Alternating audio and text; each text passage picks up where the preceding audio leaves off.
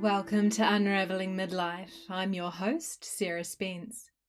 Thanks for joining me as I explore my own astrological midlife by speaking with all sorts of inspiring people about their life and work. If you're new to the show, welcome. At the end of the episode, I share a track of my original music. There's more information about my guest as well as the music in the show notes. So astrological midlife relates to Western astrology transits that run from the mid-30s to the mid-40s for everyone. Each of the main midlife transits have an overall theme, though details vary by generation and by individual. Directly corresponds to the term midlife crisis, though I do like to call it the midlife unraveling, thanks to Brené Brown's excellent article, also referenced in the show notes. So far, this podcast has been me unraveling my time with these astrology transits and talking with others who've gone through them or are within them, honouring the passage of moving through these interesting times of shake-up. Today's show delves into evolutionary astrology and starts with a great overview of what astrology is. My guest is Upasika Deva. He is an astrologer, meditator and trained psychotherapist. Upasika, known as Hoop for short, has been following a spiritual path since his early 20s alongside his career in the world, running a landscaping business, then an IT business. He now marries astrology and IT as a software developer of astrology software. So I'm pretty sure he knows what he's talking about. So get ready for the intricacies of firstly the astrology overview and then deep into evolutionary astrology. So here we are. We've had a bit of a ride finding a good place to record because we're at a festival. It's Shiva Shakti Festival, and we were all set up and shamanic drumming started right next door. So we had to relocate, and now we're in Honu, the house truck, which is a pretty special place to be. And I'm here with Upasika, who I met as Hoop, and today I found out that Hoop is short, kind of, for Upasika. So Upasika Deva, welcome. Well, thank you, Sarah. Nice to be here. It's been a bit of some time since I first suggested that you come and join me on the podcast. Yes, I've been dragging the chain. I know. Yeah. You're lucky. I thought about wrapping it up, but I got squeezed convinced in. to. Yeah. I got convinced to extend because Jupiter's going to go through my third house this year. So yeah. That's right. No, I've been avoiding sort of things, thinking I'm not ready to do a broadcast, but here I am. But here you are. Yeah. I mean, you're here at this festival doing astrology, and you've got a lot of experience in that. So I thought it'd be great to have on the podcast because of that. I mean, and every astrologer seems to have their own kind of take on these midlife transits. On these midlives, yeah. And for me also, it's like Pluto's just gone over my midheaven, and there's no excuses left. Me too. We've got similar ascendants. Ascendants, yeah. So this year for me is a year of maximising all possibilities. So when you said, and would you do a podcast? I'm trying to get you twice now. It was okay. Let's do it. It's just on. Everything's happening. It's on, and we get all the great things that happen, like the extra sounds at the festival, and that's right. All the perks. Yeah, we weren't prepared for the shamanic drumming though. That was just going to be annoying. That's right. Yeah. So, but the festival does give it a festive kind of quality. Yeah. And it's more relaxed, and there's beautiful scenery, and we've had a pretty nice time here. It's a very nice vibe. Yeah. Nice people. Yeah. So when we talked about what we were going to talk about, and I said, I'm nearly over my midlife transits. I'm not sure we really need to deep dive into them. And you suggested kind of talking about evolutionary astrology. Yes. Yeah, because that's my passion anyway. And I see everything through the lens of that. So it might be interesting to recap a bit of what it is and how I got to that. Evolutionary astrology is pretty new. In astrology we have the Eastern sort of way of viewing things, and basically astrology is all about deciding where in space we are on Earth, and getting a measure on it and a fix on it. And the Eastern people look at the faraway stars and the distant constellations. That's the Eastern astrology. Western astrology says it's much more local. We just need to look at our little star and see where Earth is in relation to that. So we're still in the Western astrology camp, but evolutionary astrology came onto the planet in 1990, and it is... Eastern astrology has always had the reputation of seeing into the karmic side of life, whereas Western astrology is always like the here and now busyness of Western life. Eastern astrology puts a lot of emphasis on the moon, because the moon represents the masses, and India's, for instance, is crowded with people, and it's their way of dealing with life is to be more moon-based, whereas in the West it's more individual-based to sun-based. So evolutionary astrology has taken the Western astrology and turned it on its head. So what I mean by that is, now we'll just focus on Western astrology, it's put Eastern aside. But Eastern used to be able to do the karmic stuff and Western not. And in the Western astrology, what they're doing is they've adapted it to the Western lifestyle, which is the busy individual. That's the whole West. The paradigm of life is based on the busy individual and the nuclear family that supports the busy individual and the factories for growing more busy individuals. And it's sun-based, which is based on the individuality. But the Western astrology, all astrologies are adapted to the culture in which they're used, and the Western astrologies are these patriarchal-driven, individualistic, capitalistic, often based cultures. And what they're interested in is trying to help the average person cope with life better. So the traditional Western astrology focuses on what's conscious in an individual, highlights it, and expands it a bit more and describes for a person what the influences were when they were born and helps them to locate that in their life and hopes that will help them. So I did that for a long time and started to feel a bit frustrated with it because I started learning in my 20s, but once you get past your Saturn return, you start to get to know yourself, and you start to you just realise Western astrology is just describing my personality, but I know that, so we're straight into astrology, and that's all right with you. I think that the people that listen to this episode will got be used people to that by now.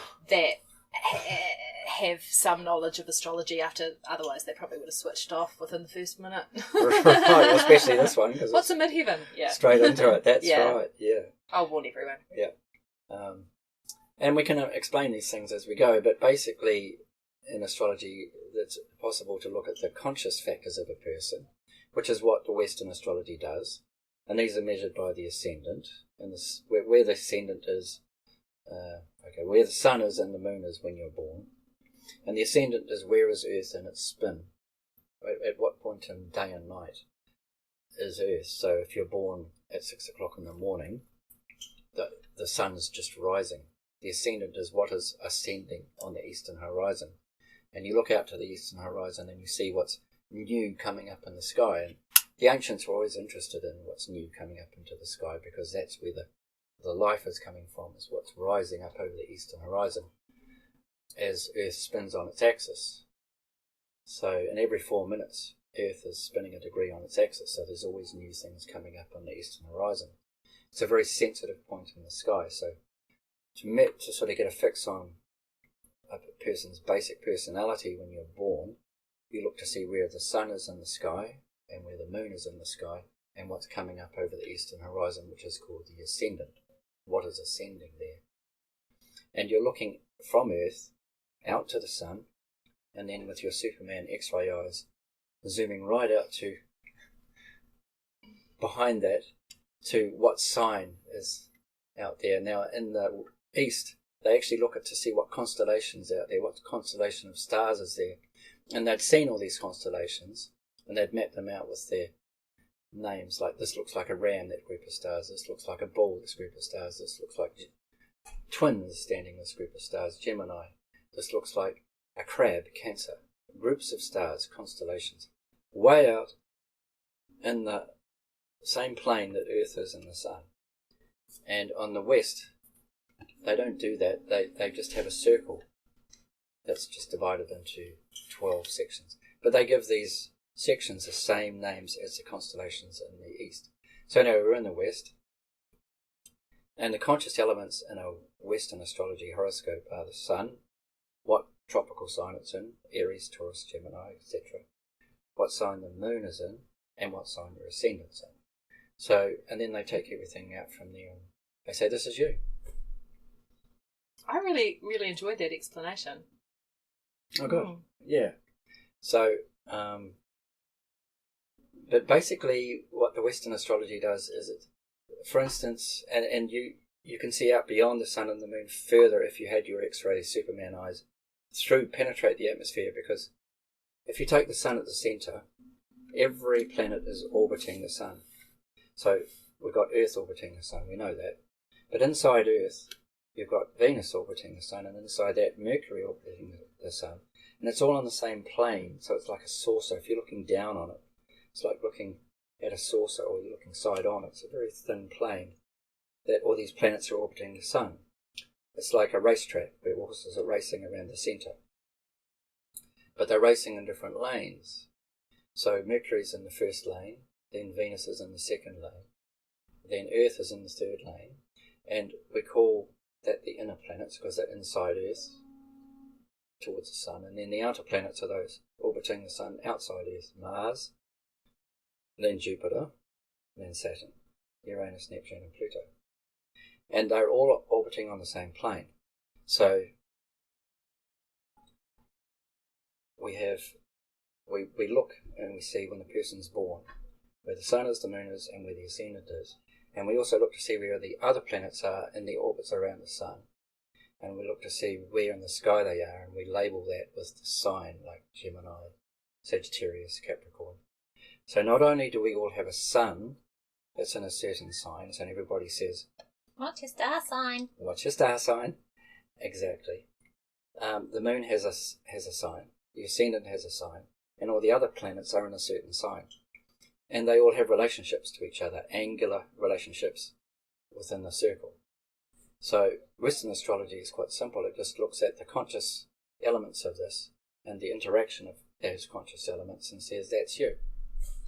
Now that leaves huge holes in understanding, but from a naive inquirer's point of view, what about that description would you have a question about in terms of trying to understand?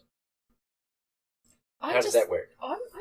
But I'm just amazed that all of those cars on the racing track, or all the planets are on the same plane. Well, that's because of gravitational forces. It's holding everything. I mean, basically, my knowledge of astrology is not the best, and I'm astronomy. You mean astronomy? That's right. And I'm festivaled out, and I've been doing sessions all morning and partying at night. This festival was quite chill on the party, though. Yes, it's all. There's no alcohol, drugs, nothing. But there's dancing and there's drumming and there's different things, or just sitting in the chai tent talking. Yeah. But we've been 2:00 to bed every night so far. So. Oh, I've made the most of it and gone to bed much earlier. Well, that was my plan. But anyway, so in what was I saying? Astronomy. Yeah. What about it? The plane, the racing. The plane. That's right. Car track. So, how solar systems happen is you have a sun, and then there's gravitational force. It's got a gravitational pull, and it pulls in dust, and planets are created either by dust coming together, or sometimes we have the asteroid belt in our solar system. Apparently, that was a planet that was hit by something and exploded into all these pieces of little asteroid bits of rock. Do you work with some of them in your astrology? Yes, I do. Chiron and yeah, the other absolutely. Yeah, the main ones. So, just to keep back to a bit of a track here, it's like the conscious parts of a chart are the planets that are closest to the sun. So Mercury and Venus are orbiting the sun inside Earth.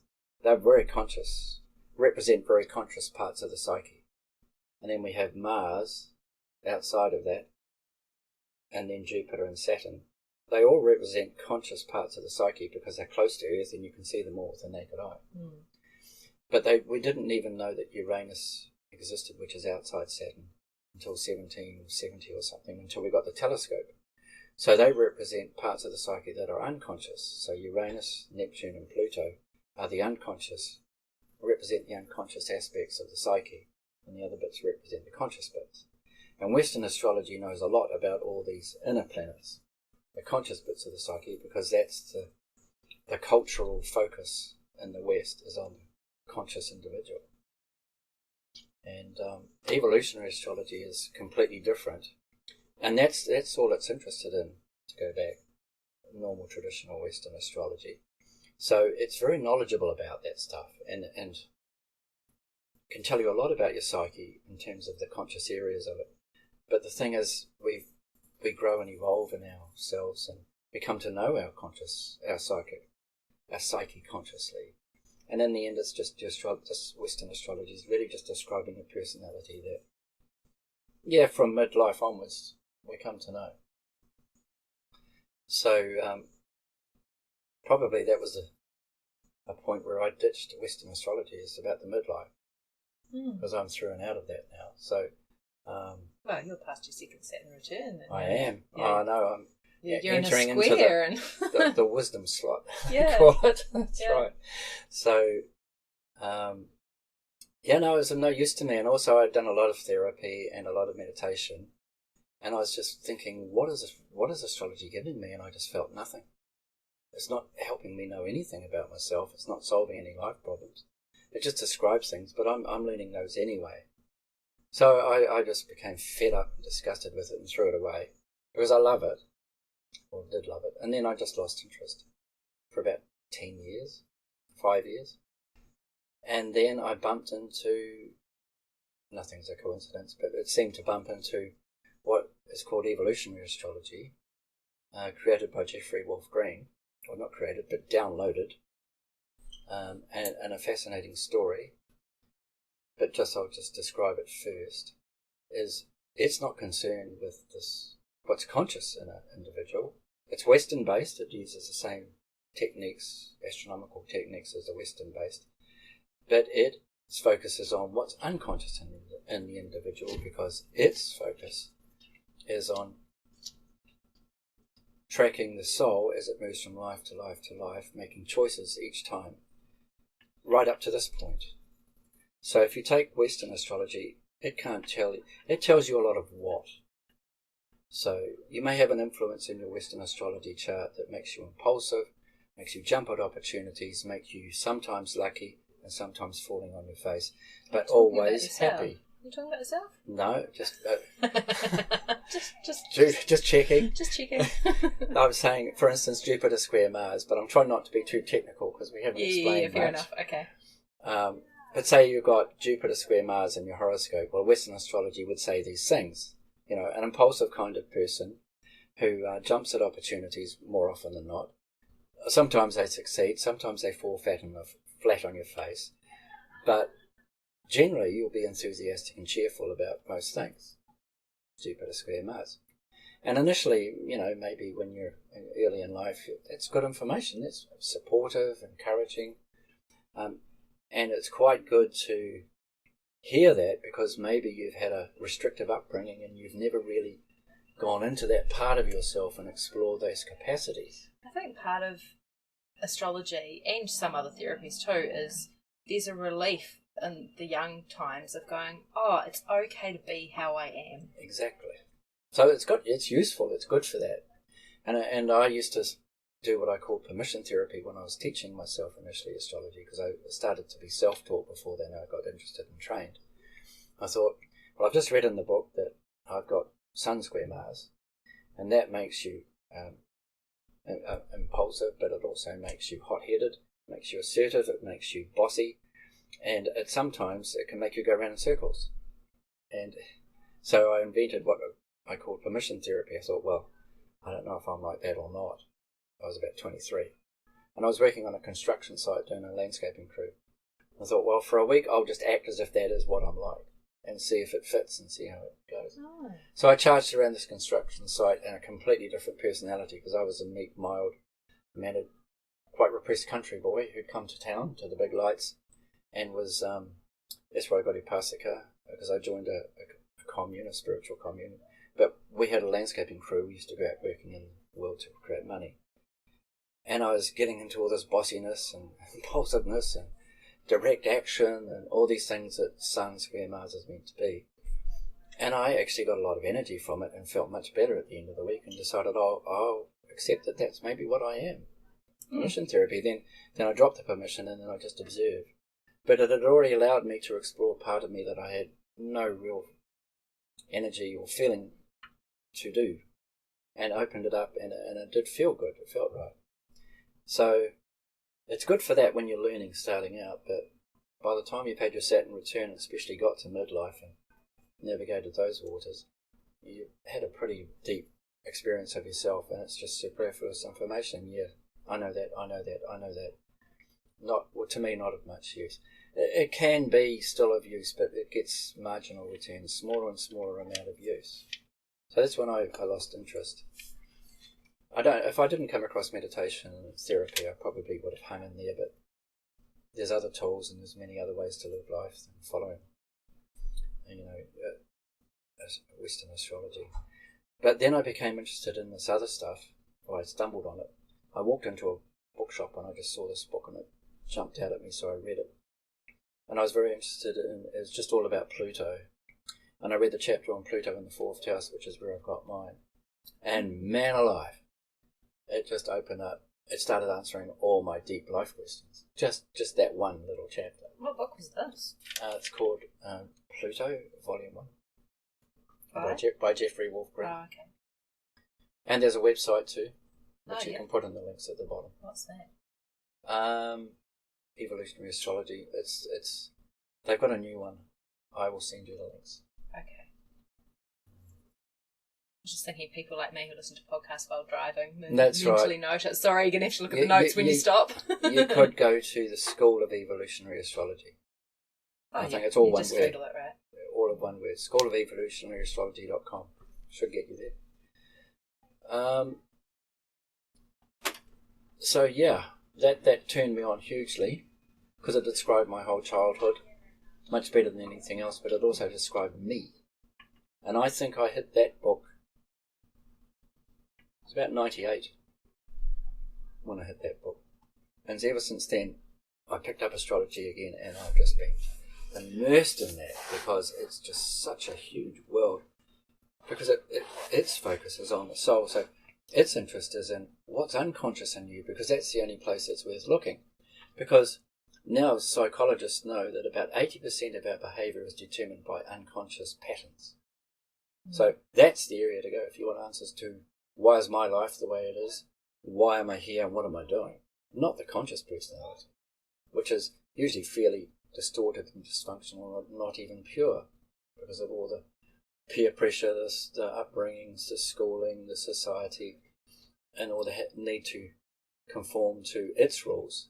No one's allowed to be their true individual self. Even the 10% of our brain that we use, it becomes our conscious personality that the Western astrology tracks. It's not even pure. So we're looking at the unconscious stuff, which society has no idea about. And so it's a great opening, a great freedom into the fullness of who we are. So is Pluto quite pivotal in evolutionary astrology, or is that just happens to be absolutely pivotal. So, back to you to sort of ask questions about, if there's any questions about that so far before we get into a little bit more sort of perspective on it. So key things with evolutionary astrology are looking at Pluto placement. Well, let's not go into the details, but keep the big picture. It's about the unconscious. Yeah, unfortunately, I like going to the details first. This is more. We'll okay, but it's about the unconscious. Well, it's, as I described, the conscious, the planets that everyone could see in the ancient time without a telescope goes up to Saturn. Yeah. So that describes the area of the psyche that is conscious. Oh, so it's basically everything outside of that. Planets. But it looks at everything. Subconscious planets. It looks as at well. it. No, it's including all of it. It includes all of it, but the Western astrology's emphasis is on what's close to the sun, what's conscious in us. Its emphasis is on what's furthest away from the sun, what's most unconscious. But it works the whole field, but it'll go from the most unconscious coming into the sun and into the conscious area. Okay. It just flies up there. And Well, it's fun, recording in a house, Joe. That's right. If you hear movement, There's a battle between a spider and a fly. Just one microphone and us kind of like moving around and like there's my paper and all that. So the Western is focused on what's close to the sun and conscious, whereas evolutionary astrology is right out the back there, focusing on what's deep, dark, and buried, and unconscious, and just lights it up like nothing. In nodes as well? Absolutely. Okay, I think the form of astrology I'm learning must be evolutionary astrology. No. A lot of traditional astrology has used the nodes. They've always been in there. Oh no, but we talk about the subconscious planets. Yes, and yes. Stuff. So that's the perspective I'm coming from. Western astrology is expanding and growing into it. That's for sure. But the actual paradigm is totally different. Pray tell. Yes, I will. Because evolutionary astrology says what we're really, it's not so concerned about the astrology. It's concerned about helping people to find in themselves their actual soul. So, and then to help them with what the soul wants in their life. So then it goes back to the basics. Well, what is the soul?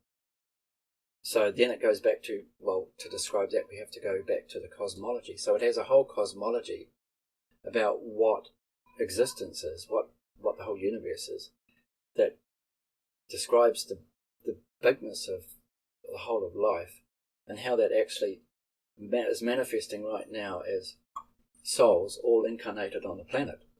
That's totally different to Western astrology, which is like, what?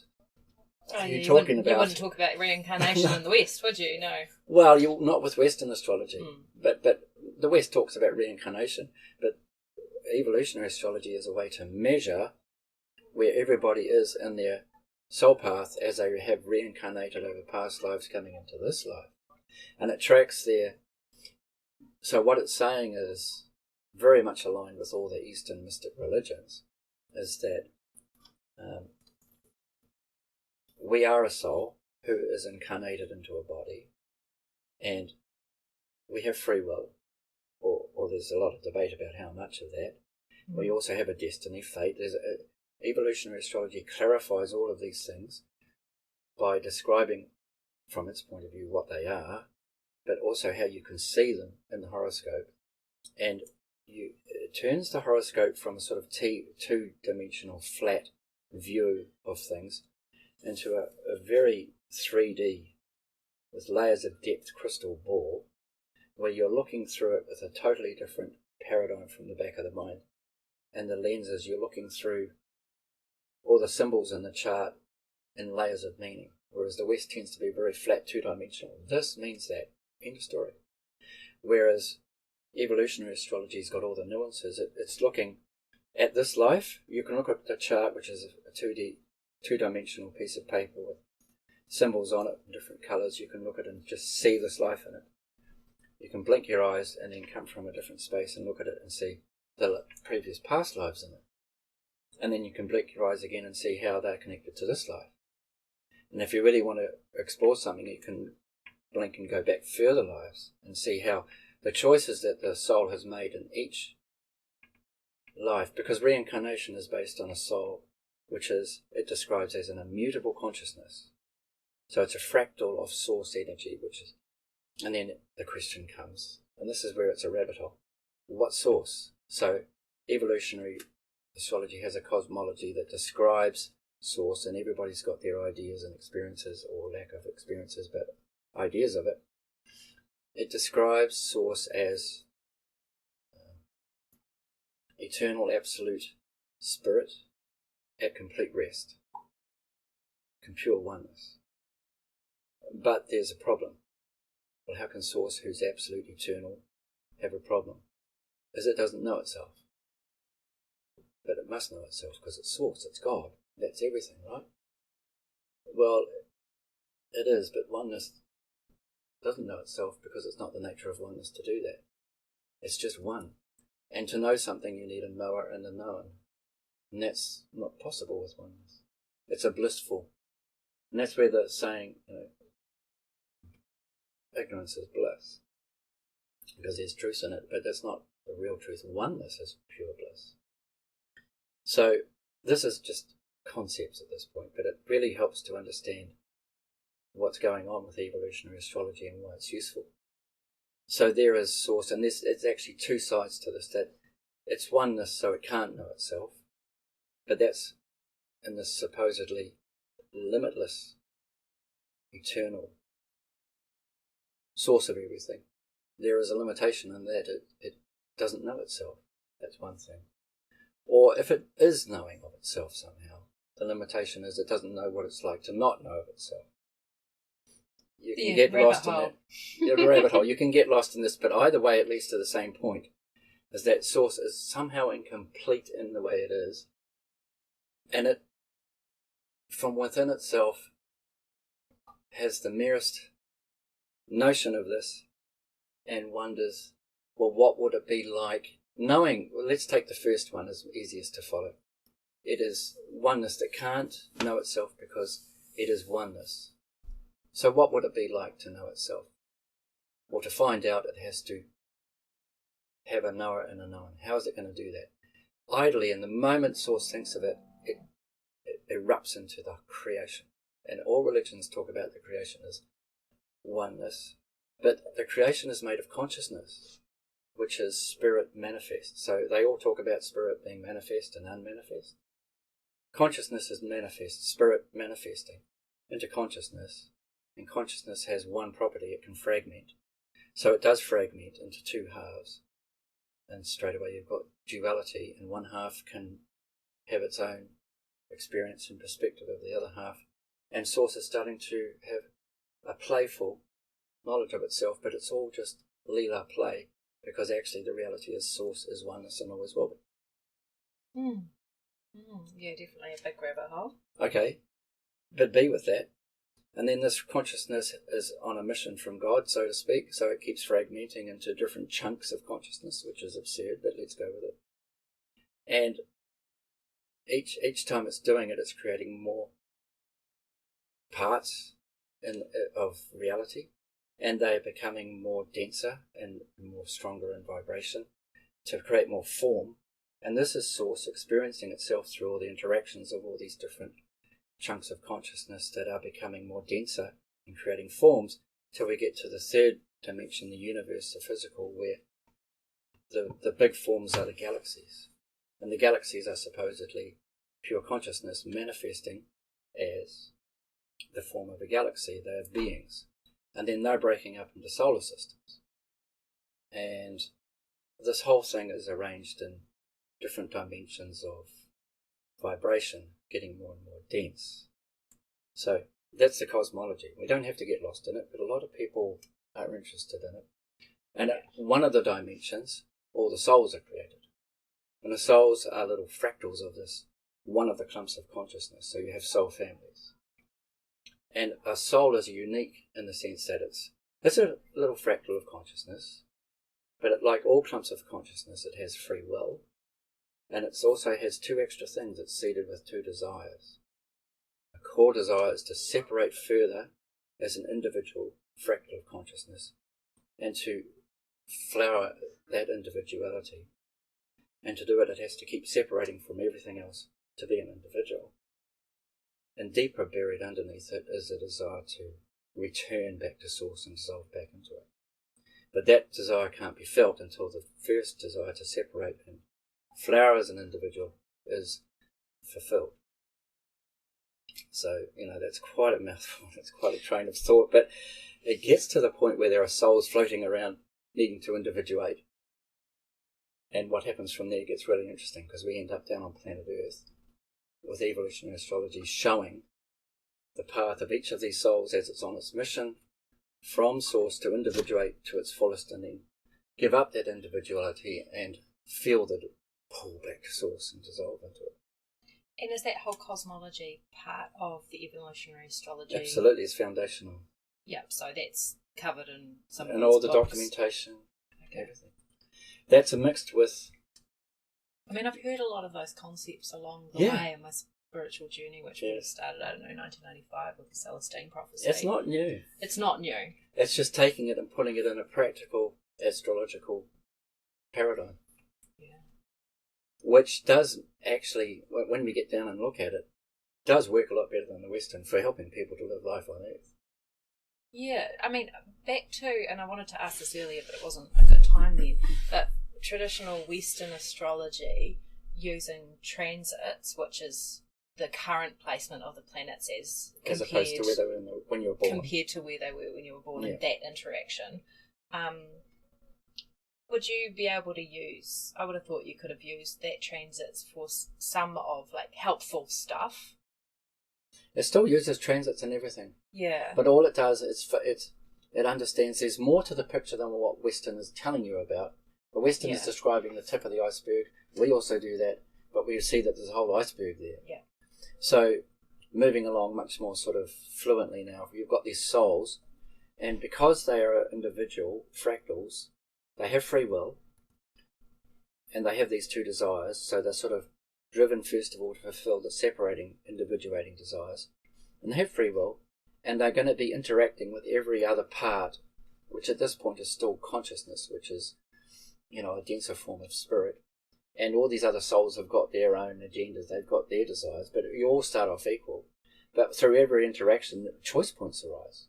I've bumped across a soul fractal called Sarah. Hi. And I see a different picture to what she sees, because she's got a point of view that's somewhere else in time.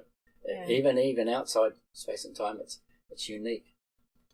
And you will have made previous choices to the point where you are, as you bumped into everything else, to what I did. So we're going to have our individuality already starting to form around our form, our shape, even if it's a psychological shape. And anyway, as they will tell you, that all of us souls are trying to fulfill the desire to separate, because we all want to return. Because this desire to separate makes us feel anxious. It makes us feel disconnected. Every time everyone wakes up, there's this existential anxiety, like, I just want to belong to everything. I want to feel at rest. Oh, remember? Source's nature is at rest. And I feel that calling to just go back home, to be part of everything at rest and at peace. I feel like I feel that more when I'm at this kind of real chill, laid-back festival with no time constraints, and exactly, everyone's very laid back. Exactly, because these are the wider, deeper, more subtle realities. And when you stop chasing the individual patriarchal goals out there, that man's world created by men for men, and actually get back to nature, which is much more in touch with the wider reality. We are part of this reality, we're part of the dust. We're actually made of stardust, because Earth's made of stardust. And we feel that in the cells, we feel these inner realities. And everybody, so our souls realise that actually how to fulfill these desires, the only way to do it is to actually have experience pursuing the desires. And when you're out of a body, it's very difficult to actually do much. You're more being there, aware of things, than having anything to do. When we think of it, most of the time, while we're in the body, our concerns are all about what to do with the body. It needs to be fed. It's got to have this. It's got to be clothed. It's got to go to work. Most of our doing is about organising the body. Out of the body, well, all that's gone. It's very hard to fulfill a desire. I want to fulfill a desire to be,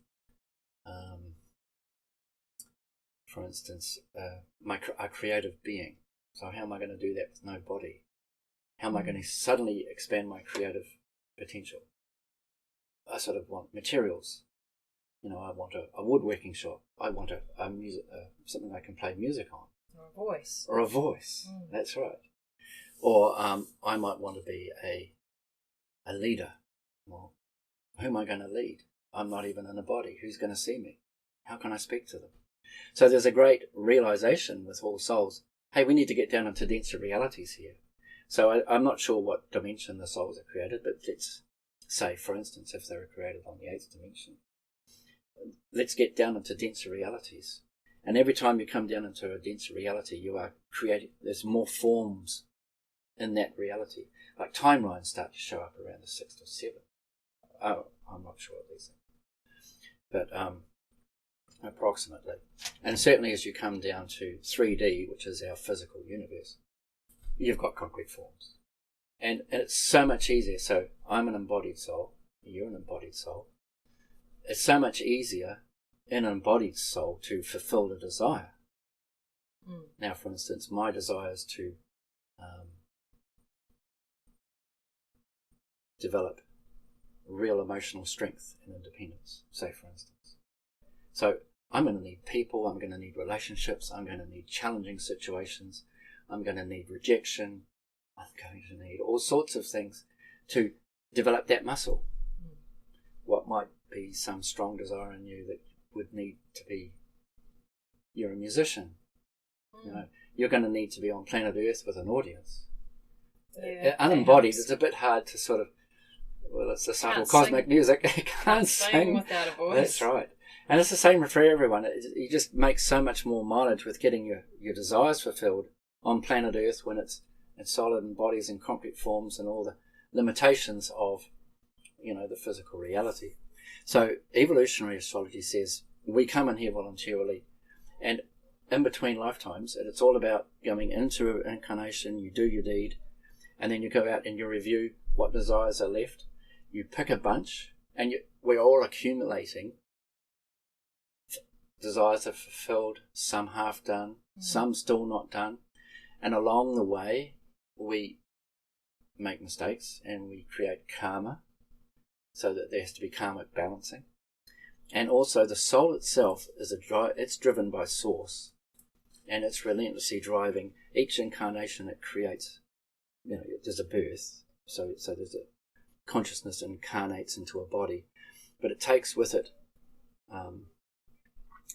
this sort of psychic residue from all the previous lives, and they hold the desires, and each in between lives it chooses this life what desires I'm going to work with this life, and it'll also choose what karmic balancing am I going to have a go at. And there'll also be building up in the soul evolutionary requirements to be met, because when it comes in, the soul actually comes in and inhabits the unconscious parts of the psyche, but it creates a little personality. It creates it actually activates a center in the conscious areas of the psyche that is the self. You know, it activates the egocentric personality, and it creates it. It also chooses the culture, the country. It chooses everything to suit the desires of the soul. So we choose where we're at, and we'll take a little break shortly, and then we'll describe how you look at the horoscope to see all these different parts, where the soul is, where that egocentric personality is, where the desires are and how they come into the life, and how it then seeps into all the rest of the areas of the psyche to fulfill the purposes of that soul. And where the karmic, you know, how you can see where the karmic rebalancing is and the evolutionary pressure. Because there's one little catch here. The soul comes in, it's got free will, it's on a mission. But it can't sort of do it. It's the consciousness.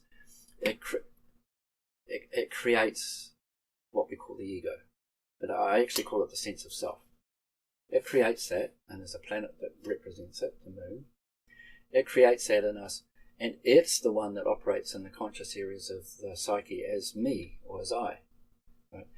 And it's also seated with free will, because it's also a part of the soul. So the source creates all these little fractals of itself called souls, and a soul then incarnates and creates a little fractal of itself with a personality. And that personality's got free will, which in theory is going to serve the soul, which has free will, which is going to serve source. But it's not a foolproof link. The soul can use its free will to disobey its own desires or to resist them. The personality that's meant to be serving the soul can also have resistance or want to do things differently. So there's a lot of life happening in here, and mistakes happen, and then getting yourself together and feeling good means bringing all these things together so that you feel that your personality is in line with your deeper soul, and your deeper soul is following its true path. And the evolutionary astrology chart, you come to read it and you can give advice and light and insight into all these different aspects. Well, let's get into that shortly. Yeah. It's just... We'll have a little pause cap for a here. moment. Yeah. do. That's the whole music. And now we're back from after the break. Hi, Sarah. Cool. Right. So we're about to go into having a look at, well, what do you do? Well, how as does an this apply? astrologer? How do we apply that? this? Right. So we have everybody's on Earth with their set of desires that they've chosen for this life. And so we want to look at the soul itself to see what it was doing in the last life, because that's the reason why they're having this life. We all continue on from where we left off in the last life. So the first of all, we set up the horoscope using the porphyry house system. It's a normal tropical zodiac, but normally in the West they use Placidus or Koch. But this is using the porphyry house system. So we set that up with that. And then we look to see what sign and house Pluto's in, because Pluto represents the soul itself. And that's got all the desires in it. And that's got the two groups of desires, one to separate and one to return, but they fragment into all sorts of little wee streams of desires. And we see what house it's in, and that's the main clue, because the house is very individual. And there's 12 types of soul. So in the porphyry system, my house is in the 4th house, so I'm a Cancer soul.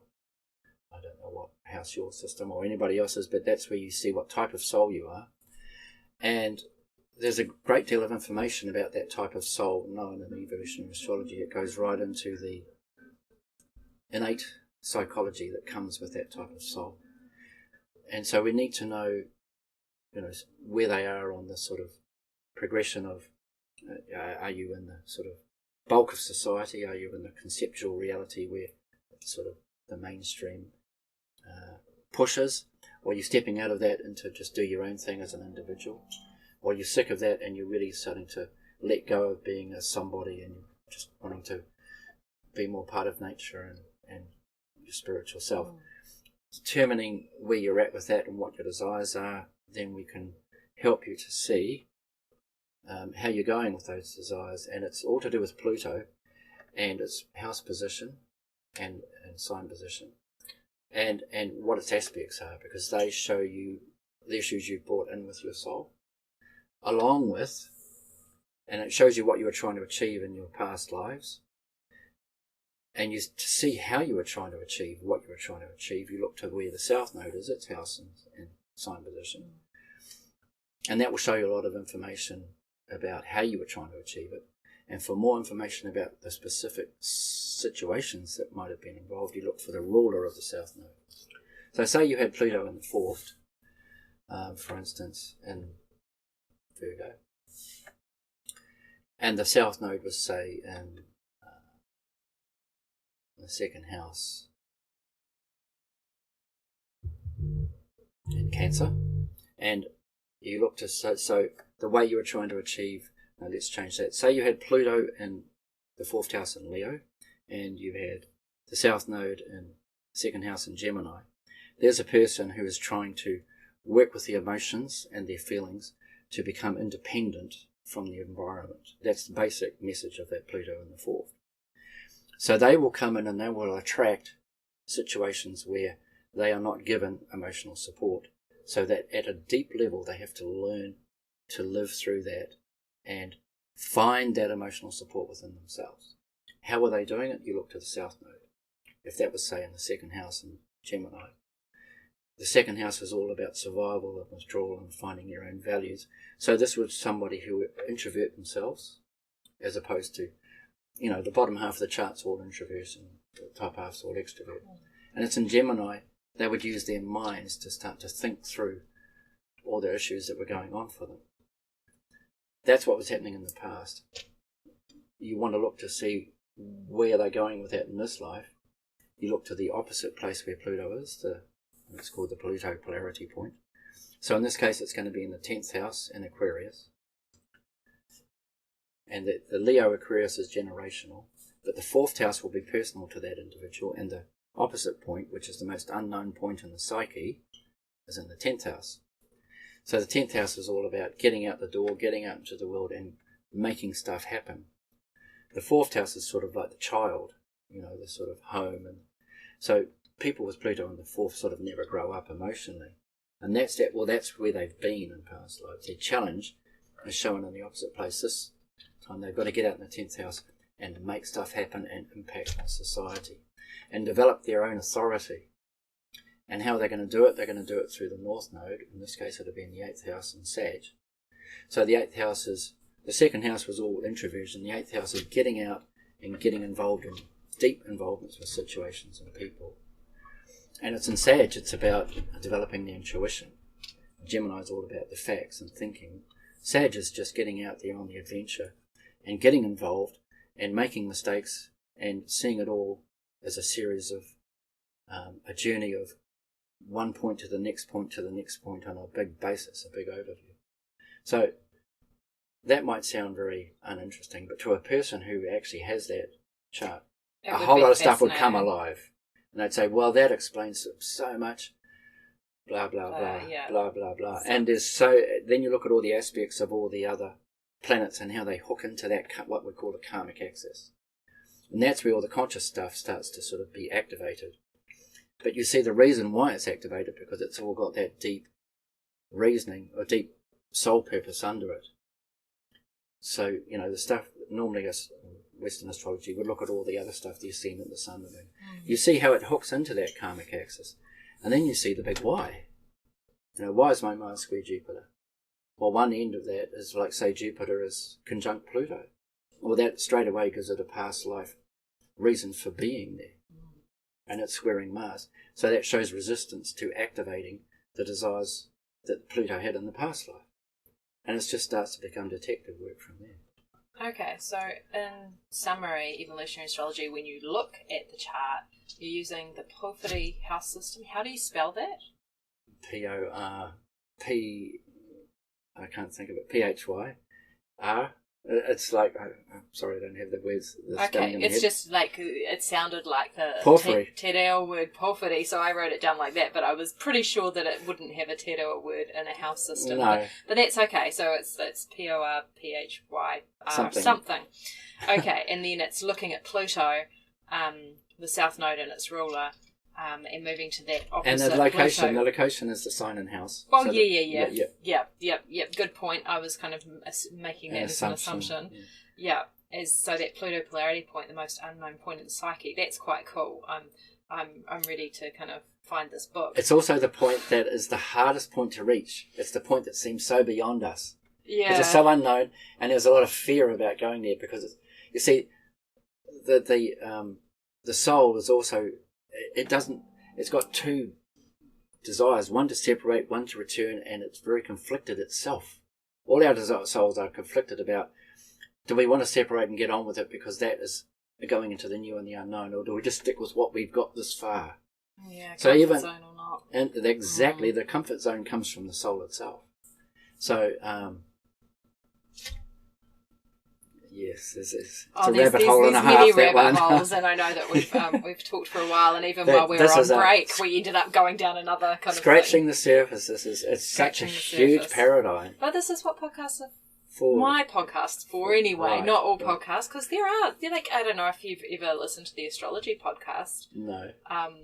With Chris Brennan, like some of his episodes are 6 or 8 hours long. Well, it is an involved subject. It is an involved subject. This is just a brief overview. Yeah, well, I really appreciate you giving me that overview, because it makes it more clear. We'll throw in a few chocolates, shall we? Just the last little chocolates. Squares to the node or axis show you skip steps. Oh dear, I have some of those. Right, well, yeah. And that means, that shows you where there was a conflict at a soul level, often with aspects of the personality, which is shown by the moon. Like the ego, the self is shown by the moon. Yeah. Right, that's the ego, the conscious personality that the soul's created to sort of carry out its mission. Yeah. And the nodes, of course, are the nodes of the moon. So the moon's fascinating. It's the point in us where we process moving from the past through the present to the future, and it's happening 24 hours a day. It's that point in us where we are emotionally checking it out. Is it safe? Is it safe? Can I do this? How do I feel? And it keeps us stable. And it likes to be familiar. It does not like change, the moon. this inner emotion. We feel safe when we feel secure when we are not changing, when we are staying the same all the time. Therefore, in a square aspect with the nodes, which is kind of taking you from what you were to what you need to be. Yeah, it just shows where you resisted that. It shows in the past you resisted that movement from the south node to the north node. Because it's a distraction off the side.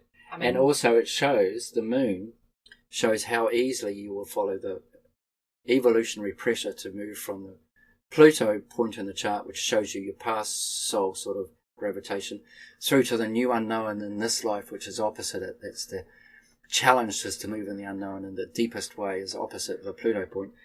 The moon, how well it's positioned in the chart and everything, shows you how readily you are able to let go into that new, or hang on to the past. So if you've got the moon in a fixed sign, say in Taurus, in a fixed house, Taurus in the 11th house, it's a fixed house and it's a fixed sign, and your moon is square to a lot of things, there'll be deep resistance to change and moving into the new unknown in your life, shown by the point opposite Pluto in the chart. Whereas moon in a mutable fire sign might think it's exciting, especially if it had trines to everything. Oh, definitely rabbit holes. And we could keep we scratch the surface, but for people that are interested in astrology, it is a sort of quick look at it. Yeah, that's probably a bit over heavy on the cosmology side, but it actually is. The more you do it, the more you realise it is actually real. This is really real. This is really, if you're interested in moving ahead, it shows you all parts of the psyche just so much better than the Western. Wow. It's a bit 3D. So it's not just about midlife transits. No, much bigger. It's about your whole life. And actually, if you're really interested in it, I mean, I've heard people saying, what I'd like in my next life, jokingly, but in reality, this can help you really get that sorted. Because you actually see that what it's saying to you is you are just a product of choices through all the lives up to this point. You're this fractal of consciousness. Yeah, and you now have to lie in the bed you made. So often people say, why is my life like it is? Because of choices you made.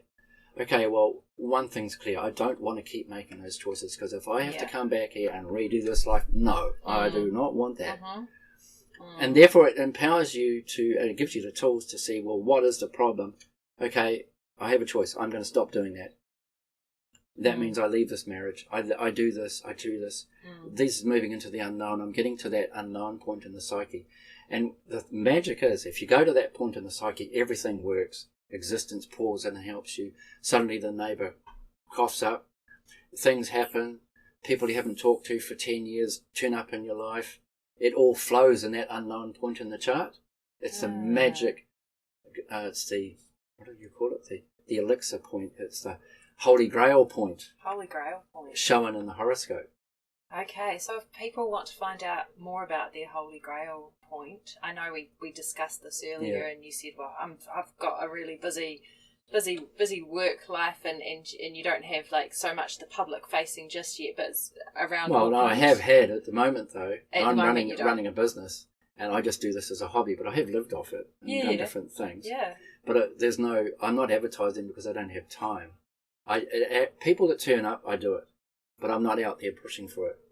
So I'm running my own business, creating astrology software, as you said. So, but if you have a burning question and really want to read it, well, if someone, there's a email address. Yeah, what's that? It's Taopulse, TAO @extra. Taopulse.extra.co.nz. @extra.co.nz. Upasika. And just drop us a line. And as soon as I've got time, I have blankets of time where I'm just not taking readings, but it's all with the flow. Yeah, and you might come across them at one of these type of festivals. Who knows? Well, no, I'm always there. And if you don't want to contact him, that's okay too. I'm always there, and I'm interested. And the people that really want it, they get their readings. Yeah. Oh, wow. And the flow and the choices. It is. Out of the comfort zone. Thanks so much, Upasika. Well, thank you, really Sarah. Appreciate it. Managed to pin you down. You did, it was and off we will float into the rest of the festival. The rest of the evening, yeah.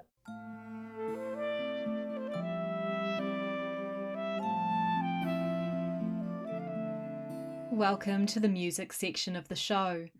Today's music is a live track from Shiva Shakti Festival in South Head, part of the Auckland region, where this episode was recorded in January 2025. The song is called Be As the Sun, the very first song that floated into existence while walking the Hooker Valley track every day when I was a Japanese trekking guide in my university summers. Neptune was doing a long sojourn over my Aquarius stellium, and this was the first of the songs that came floating through. Be As the Sun, and this came while I was working with Japanese tourists in Mount Cook, Aoraki Mount Cook National Park. And I used to walk up and down Hooker Valley. Anyone been to Hooker Valley? Yeah, Hooker Valley's amazing, but it's like a freaking highway these days. 25 years ago it wasn't, so...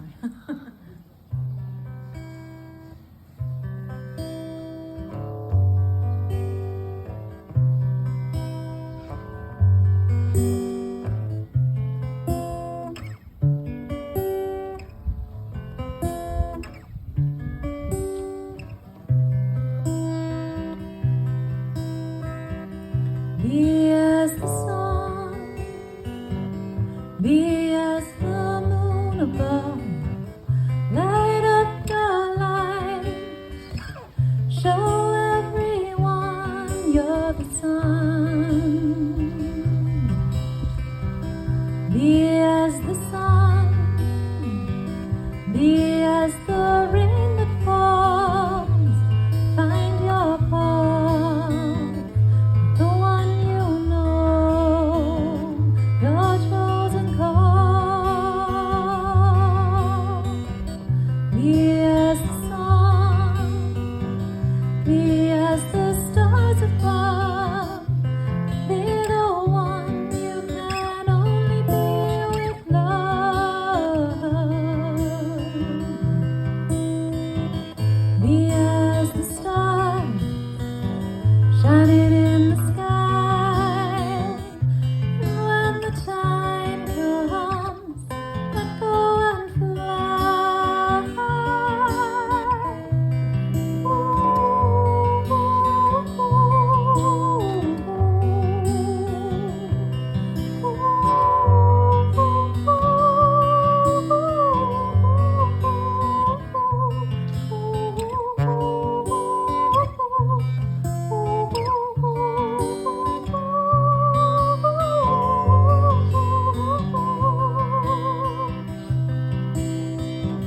Be as the sun, be as the eagle high, light up your light, learn to fly.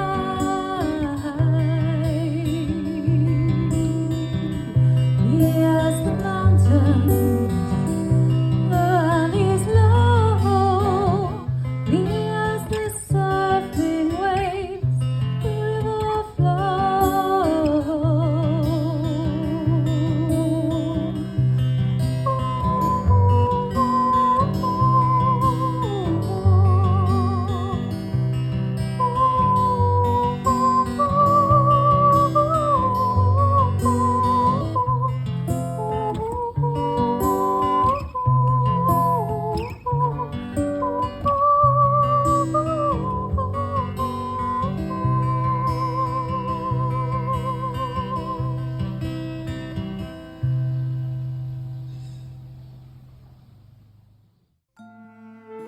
Unraveling Midlife is brought to you from Aotearoa, New Zealand by www.sarahmarlowespence.com.